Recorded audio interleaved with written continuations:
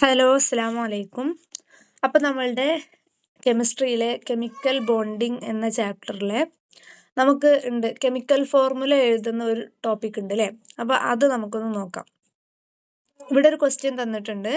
Write the chemical formula of the following compounds and explain the method of writing each. Okay, താഴെ തന്നിട്ടുള്ള സംയുക്തങ്ങളുടെ രാസസൂത്രങ്ങൾ എഴുതുക. ഓരോന്നും എഴുതുന്ന രീതി വിശദീകരിക്കാനാണ് നമ്മളോട് പറഞ്ഞിട്ടുള്ളത്. ഓക്കെ, അപ്പോൾ ഒന്നാമത്തത് അലൂമിനിയം ക്ലോറൈഡ് ആണ്, രണ്ടാമത്തത് അലൂമിനിയം ഓക്സൈഡ് ആണ് കേട്ടോ. Aluminium chloride and aluminium oxide. അപ്പോൾ എങ്ങനെ നമുക്കിതിൻ്റെ കെമിക്കൽ ഫോർമുല അല്ലെങ്കിൽ രാസസമവാക്യം എഴുതാം എന്ന് നമുക്ക് നോക്കാം. ഓക്കെ, അപ്പോൾ ആദ്യം നമ്മൾ അലൂമിനിയം ക്ലോറൈഡിനെ എടുക്കുകയാണ്. അപ്പോൾ ആദ്യമായിട്ട് നമ്മൾ അലൂമിനിയത്തെ എടുക്കുന്നു. അലൂമിനിയത്തിൻ്റെ അറ്റോമിക് നമ്പർ നോക്കുന്നു. അലൂമിനിയത്തിൻ്റെ അറ്റോമിക് നമ്പർ 13 ആണെന്ന് നമുക്കറിയാം. ഓക്കെ, ഇനി നമ്മൾ അതിൻ്റെ ഇലക്ട്രോണിക് കോൺഫിഗറേഷൻ എഴുതുന്നു. അലൂമിനിയത്തിൻ്റെ ഇലക്ട്രോണിക് കോൺഫിഗറേഷൻ 13 ആണ് atomic number. So electronic configuration 283 283 എന്ന് വരും. ഓക്കെ, ഇലക്ട്രോൺ കോൺഫിഗറേഷൻ കിട്ടിക്കഴിഞ്ഞാൽ നമുക്കറിയാം അതിൻ്റെ വാലൻസി. അത് എത്ര ഇലക്ട്രോണിനെ കൊടുക്കും അല്ലെങ്കിൽ എത്ര ഇലക്ട്രോണിനെ ഗെയിൻ ചെയ്യും, വാങ്ങും, അല്ല എത്ര ഇലക്ട്രോണിനെ ഷെയർ ചെയ്യും, അതിനെയാണ് നമ്മൾ അതിൻ്റെ വാലൻസി എന്ന് പറയുന്നത്. ഇവിടെ 283 ആയത് കാരണം നമുക്കറിയാം അലൂമിനിയം 3 ഇലക്ട്രോൺസിനെ കൊടുക്കാനാണ് തയ്യാറായിട്ടുണ്ടാവുക. ഓക്കെ, അപ്പോൾ അതിൻ്റെ വാലൻസി എന്ന് പറയുന്നത് 3 ആണെന്ന് നമുക്ക് കിട്ടി. ഓക്കെ, അതവിടെ നിൽക്കട്ടെ. അലൂമിനിയത്തിൻ്റെ വാലൻസി 3 ആണെന്ന് നമുക്ക് കിട്ടിയിട്ടുണ്ട്. ഇനി ക്ലോറിൻ, നെക്സ്റ്റ് ക്ലോറിൻ ആണ്. അലൂമിനിയം ക്ലോറൈഡ് എന്ന് പറയുമ്പോൾ നെക്സ്റ്റ് ക്ലോറിൻ ആണ്. ക്ലോറിൻ്റെ അറ്റോമിക് നമ്പർ 17 ആണെന്ന് നമുക്കറിയാം. ഇലക്ട്രോൺ കോൺഫിഗറേഷൻ 287 287 എന്ന് വരും. ഓക്കെ, ഇനി ക്ലോറിൻ്റെ വാലൻസ് എത്രയാണ് നോക്കിക്കഴിഞ്ഞാൽ നമുക്ക് ഇലക്ട്രോണിക് കോൺഫിഗറേഷനിൽ നോക്കിക്കഴിഞ്ഞാൽ അവസാനത്തെ ഷെല്ലിൽ 7 ഇലക്ട്രോൺസ് ആണുള്ളത്.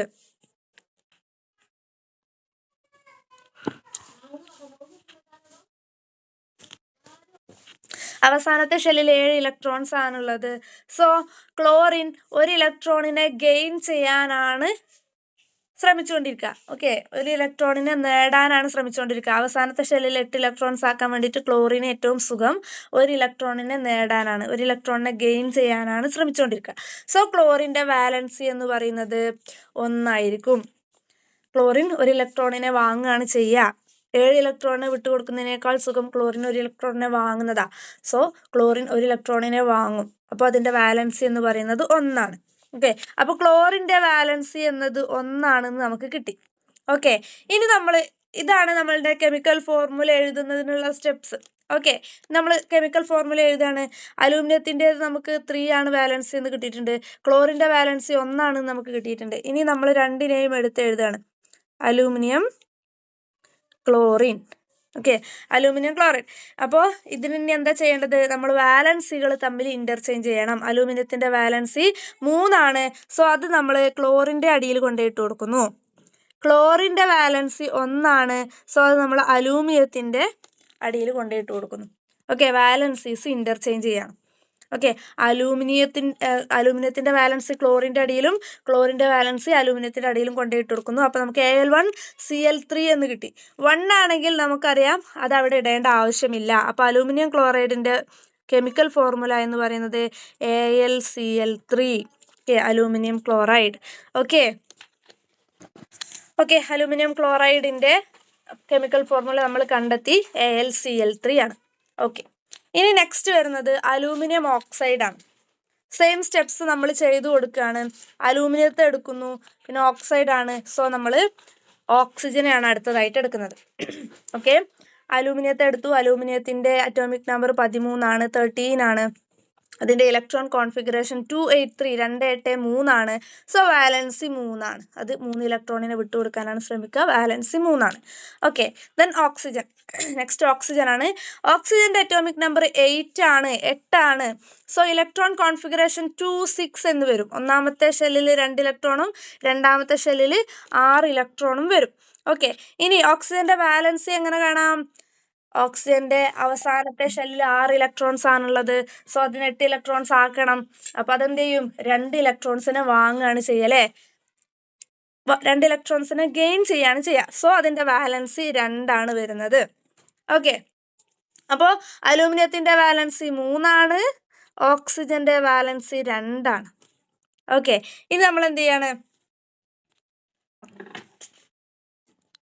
രണ്ടിൻ്റെയും വാലൻസീസ് സംയോജകതകൾ, വാലൻസി എന്ന് പറയുമ്പോൾ സംയോജകത, ഈ 2 സംയോജകതകളും നമ്മൾ അങ്ങോട്ടും ഇങ്ങോട്ടും തമ്മിൽ മാറ്റി കൊടുക്കണം കേട്ടോ. അപ്പോൾ അലൂമിനിയം ഓക്സൈഡ് ആണ്, സോ AlO എന്ന് നമ്മൾ ഇട്ട് കൊടുത്തു. അലൂമിനിയത്തിൻ്റെ വാലൻസി അല്ലെങ്കിൽ സംയോജകത നമ്മൾ ഓക്സിജൻ ഇട്ട് കൊടുക്കുന്നു. അലൂമിനിയത്തിൻ്റെ സംയോജകത നമ്മൾ ഓക്സിജൻ ഇട്ട് കൊടുത്തു. ഓക്കെ, ഇനി ഓക്സിജന്റെ സംയോജകത അല്ലെങ്കിൽ വാലൻസി നമ്മൾ എന്തിനിട്ട് കൊടുത്തു, അലൂമിനിയത്തിന് ഇട്ട് കൊടുത്തു. അവിടെ നമുക്ക് അലൂമിനിയം ഓക്സൈഡിന്റെ കെമിക്കൽ ഫോർമുല അല്ലെങ്കിൽ രാസസൂത്രം നമുക്ക് കിട്ടി, Al2O3. ഓക്കെ, രണ്ടാമത്തെ അലൂമിനിയം ഓക്സൈഡിന്റെ കെമിക്കൽ ഫോർമുല അല്ലെങ്കിൽ രാസസൂത്രവും നമുക്ക് കിട്ടിയിട്ടുണ്ട്, Al2O3 ആണ്. ഓക്കെ, നെക്സ്റ്റ് വരുന്നത്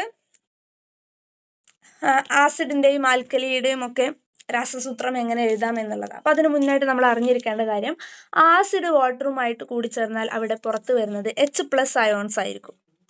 ഓക്കെ, H+ അയോൺസ് ആയിരിക്കും.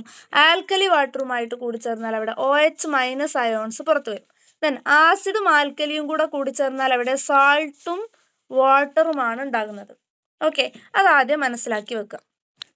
ഇനിയാണ് നമ്മൾ കെമിക്കൽ ഫോർമുല ഓഫ് ആസിഡുകളുടെ രാസസൂത്രം എഴുതുന്നത്.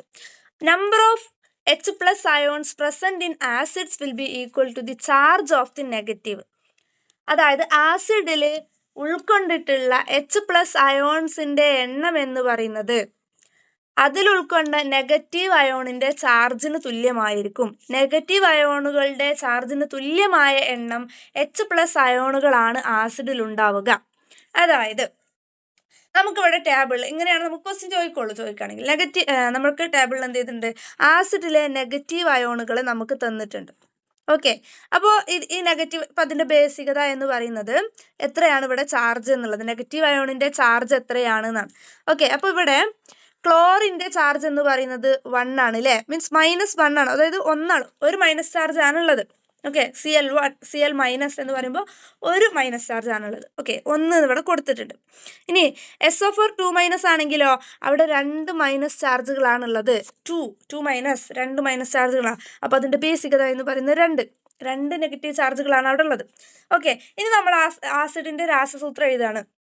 ആസിഡിന്റെ രാസസൂത്രം എഴുതുമ്പോൾ എത്ര ചാർജാണ്, നെഗറ്റീവ് അയോണിന്റെ ചാർജ് എത്രയാണോ അത്രയും എണ്ണം H+ അയോണുകളായിരിക്കും ഉണ്ടാവുക. അപ്പോൾ ഇവിടെ ഒരു H+ അയോണാണ്, സോ നമ്മൾ H എന്ന് ഇട്ട് കൊടുത്തു, ഒരൊറ്റ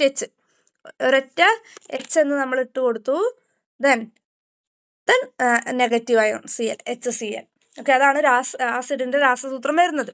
ഓക്കെ, നെക്സ്റ്റ് SO4 2- അടുത്ത് നോക്കുകയാണെങ്കിൽ അവിടെ 2 നെഗറ്റീവ് ചാർജുകളാണ് വരുന്നത്. സോ നമ്മൾ എന്ത് ചെയ്യും, 2 H2 എന്നിട്ട് കൊടുക്കും. ദെൻ SO4, ഈ നെഗറ്റീവ് അയോണിനെ നമ്മൾ ഇട്ട് കൊടുക്കുന്ന SO4. ഓക്കെ, നെക്സ്റ്റ് നോക്കിക്കേ, നെക്സ്റ്റ് വരുന്നത് PO4 3- ആണ്. സോ അവിടെ നെഗറ്റീവ് അയോണിന്റെ ചാർജ് എത്ര ഉണ്ട്, 3 ആണ് അല്ലേ, 3- ആണ്. അപ്പോൾ 3 എന്നിട്ട് കൊടുത്തു. അപ്പോൾ നമ്മൾ രാസസൂത്രം എഴുതുമ്പോൾ H 3 ഉണ്ട്, H3PO4 സെറ്റാണോ? ഇനി നോക്കിക്കേ, SO3 2- ആണെങ്കിൽ അവിടെ എത്ര H ഉണ്ട്, എത്ര നെഗറ്റീവ് ചാർജുകളുടെ എണ്ണം എത്രയാണ്, 2 ആണ് അല്ലേ, 2. അപ്പോൾ അവിടെ H അത്ര എണ്ണാണുള്ളത്, H+ അയോണിന്റെ എണ്ണം അത്രയാണുള്ളത് നമ്മൾ പറഞ്ഞിട്ടുണ്ട് കേട്ടാ. അപ്പോൾ H2 എന്ന് നമ്മൾ ഇട്ട് കൊടുക്കുന്നു. Then SO3. Okay, SO3. അങ്ങനെയാണ് കെമിക്കൽ ഫോർമുല ഓഫ് ആസിഡ് നമ്മൾ എഴുതി കൊടുക്കുന്നത്. ഓക്കെ, നെക്സ്റ്റ് അതുപോലെ സിമ്പിൾ ആയിട്ടുള്ള ഒന്നാണ് കെമിക്കൽ ഫോർമുല ഓഫ് ബേസുകളുടെ കെമിക്കൽ ഫോർമുല എങ്ങനെ വരുന്നു നോക്കിക്കോ. Alkalies are the bases that dissolves in water. The number of OH- ions present in alkalis will be equal to the charge of the positive ion. Same ആണ്, അവിടെ H+ ion ആയിരുന്നു, ഇവിടെ OH- അയോണിന്റെ എണ്ണം എന്ന് പറയുന്നത് OH മൈനസ് ആണ് അവിടുന്ന് release ആവുക എന്ന് നമ്മൾ പറഞ്ഞിട്ടുണ്ട്. ഈ OH മൈനസ് അയോണിൻ്റെ എണ്ണം എന്ന് പറയുന്നത് അവിടെ എത്ര പോസിറ്റീവ് അയോണുകളാണുള്ളത്, മീൻസ് പോസിറ്റീവ് അയോണിൻ്റെ ചാർജ് എത്രയാണോ അത്രയായിരിക്കും OH മൈനസ് അയോണുകളുടെ എണ്ണമായിട്ടുണ്ടായിരിക്കുക. ഓക്കെ, അപ്പോൾ അതുപോലെ തന്നെ ടേബിളിൽ തന്നിട്ടുണ്ട്, താഴെ കൊടുത്തിട്ടുണ്ട്, ജലത്തിൽ ലയിക്കുന്ന ബേസുകളാണ് ആൽക്കലികൾ. പോസിറ്റീവ് അയോണുകളുടെ ചാർജിന് തുല്യമായ എണ്ണം OH മൈനസ് അയോണുകൾ ആണ് ആൽക്കലിയിൽ ഉണ്ടാവുക. ഓക്കെ, അപ്പോൾ നമ്മളുടെ ടേബിളിൽ പോസിറ്റീവ് അയോണിനെ തന്നിട്ടുണ്ട്, Na+ തന്നിട്ടുണ്ട്. അവിടെ ചാർജിൻ്റെ എണ്ണം എത്രയാണ്? 1 ആണ് അല്ലേ? പോസിറ്റീവ് ചാർജിൻ്റെ എണ്ണം എന്ന് പറയുന്നത് 1 ആണ്. സോ നമ്മളുടെ അവിടെ എത്ര OH ഉണ്ടാകും? ഒരു OH ഉണ്ടാകും. സോ ഒരു Na, ഇവിടെ Na ആണുള്ളത് അല്ലേ? Na ഒരു OH, അപ്പോൾ NaOH നമുക്ക് കിട്ടി. നെക്സ്റ്റ് K+ ആണ്. K+ ആവുമ്പോൾ അവിടെ എത്ര പോസിറ്റീവ് ചാർജ് ഉണ്ട്? ഒരു പോസിറ്റീവ് ചാർജ് ആണുള്ളത്. സോ നമ്മൾ ഒരു പോസിറ്റീവ് ചാർജ് ആയതുകൊണ്ട് അവിടെ ഒരു OH മൈനസ് അയോൺ ആയിരിക്കും ഉണ്ടായിരിക്കുക. അപ്പോൾ നമ്മൾ OH എന്നിട്ട് കൊടുക്കും, KOH. ഓക്കെ, ഇവിടെ KOH എന്ന് വരും. ഓക്കെ, നെക്സ്റ്റ് Ca2+ ആണ് വരുന്നത്. Ca2+ എന്ന് വരുമ്പോൾ അവിടെ 2 പോസിറ്റീവ് ചാർജുകളാണുള്ളത്. സോ അവിടെ 2 OH മൈനസ് അയോൺസ് ഉണ്ടായിരിക്കും. അപ്പോൾ നമ്മൾ Ca ഇട്ട് കൊടുക്കുന്നു, OH 2 ഉണ്ട്. ഓക്കെ, 2 ഉണ്ട്. അപ്പോൾ നമ്മൾ ഇങ്ങനെ ഇട്ട് കൊടുക്കാൻ പറ്റില്ല. അപ്പോൾ നമുക്ക് OHന് മാത്രമാണ് 2 വരും, അല്ല സോറി, Hന് മാത്രമാണ് 2 ബാധകം വന്നത്. അപ്പോൾ നമ്മൾ എന്ത് ചെയ്യും? OHന് ഒരു ബ്രാക്കറ്റിൽ ഇട്ടിട്ട് 2 ഉണ്ടല്ലേ അവിടെ പോസിറ്റീവ് ചാർജ്, അപ്പോൾ അവിടെ 2 OH. Okay, OH twice, CaOH twice എന്ന് വരും. ഓക്കെ, നെക്സ്റ്റ് വരുന്നത് ഇനി 3+ നോക്കി, Al3+, അലുമിനിയം 3+ വരുമ്പോൾ അവിടെ 3 പോസിറ്റീവ് ചാർജുകളാണുള്ളത്. സോ അവിടെ 3 OHകൾ ഉണ്ടാവും. അപ്പോൾ നമ്മൾ നമ്മൾ എങ്ങനെ എഴുതും? Al ബ്രാക്കറ്റിൽ OH ട്രൈസ്, 3 ഇട്ട് കൊടുക്കണം. സെറ്റ് ആണല്ലോ. അപ്പോൾ ഇങ്ങനെയാണ് പോസിറ്റീവ് ചാർജിൻ്റെ എണ്ണം എത്രയാണോ അത്രയും എണ്ണം OH മൈനസ് അയോണുകളായിരിക്കും ഉണ്ടായിരിക്കുക. അപ്പോൾ നമ്മൾ ആ ഒരു 2 എലമെൻറ്റുകളെയും ഇട്ട് കൊടുത്തിട്ട് OHന് എത്ര പോസിറ്റീവ് ചാർജാണോ ഉള്ളത് അത്രയും എണ്ണം അവിടെ നമ്മൾ ബ്രാക്കറ്റിൻ്റെ ഉള്ളിലാക്കിയിട്ട് ഇട്ട് കൊടുക്കുക. ഓക്കെ,